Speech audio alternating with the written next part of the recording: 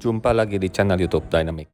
Halo guys, ketemu lagi di channel YouTube Dynamics Auto Sound bersama saya Mulyadi. Pada hari ini kita kedatangan tamu istimewa, merupakan mentor dari workshop kami Dynamics Auto Sound, yaitu Pak Andre.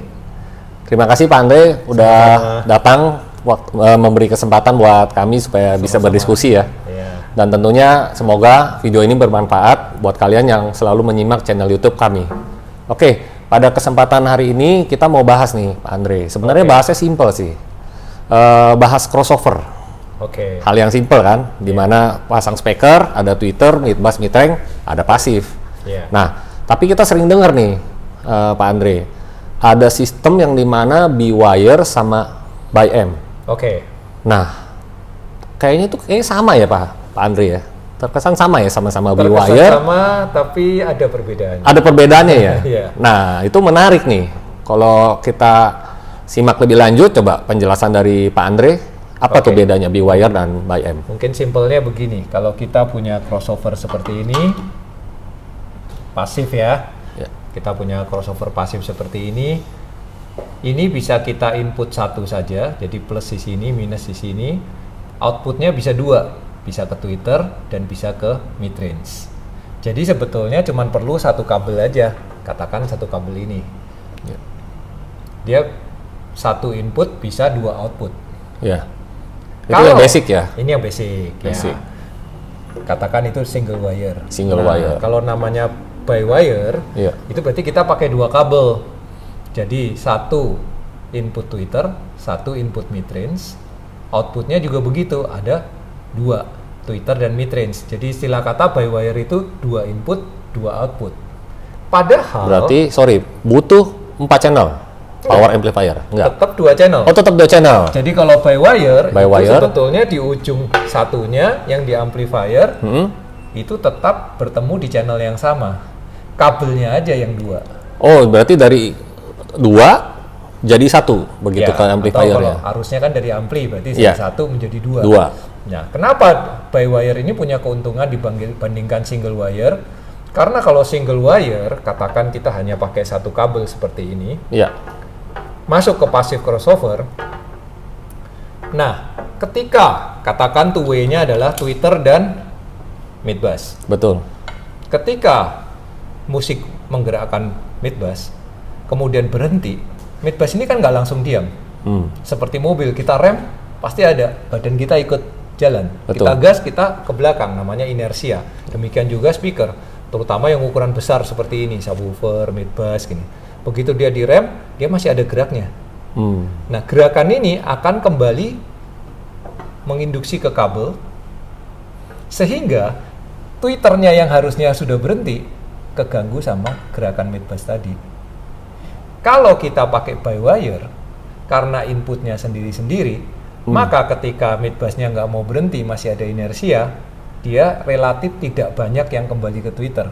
Karena dia harus melalui kabel ini kembali ke ampli, baru kembali lagi ke tweeter. Kan panjang jalurnya. Jadi pengaruhnya lebih sedikit. Oh gitu ya. Nah, kalau by M, itu lebih canggih lagi. Ini lebih bagus kalau by M. Kalau by M, tadi dua kabel yang bertemu di pasif ini, di powernya, di amplifiernya terpisah. Jadi ini channel sendiri untuk tweeter, mid bass-nya channel sendiri. Oh, ini yang butuh 4 channel. Ini jadi butuh 4 channel. Butuh 4 channel. Ya, jadi kalau ini namanya by M. By M. Jadi 2 ampli untuk 2 speaker.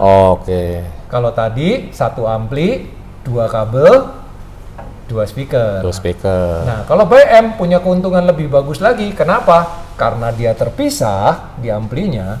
Jadi otomatis ketika inersia dari woofer tadi dia tidak mau berhenti bergerak atau ada inersianya, dia balik ke ampli, otomatis hanya channel itu tadi. Dia tidak mengganggu channelnya Twitter. Jadi si Twitter sama sekali nggak terganggu.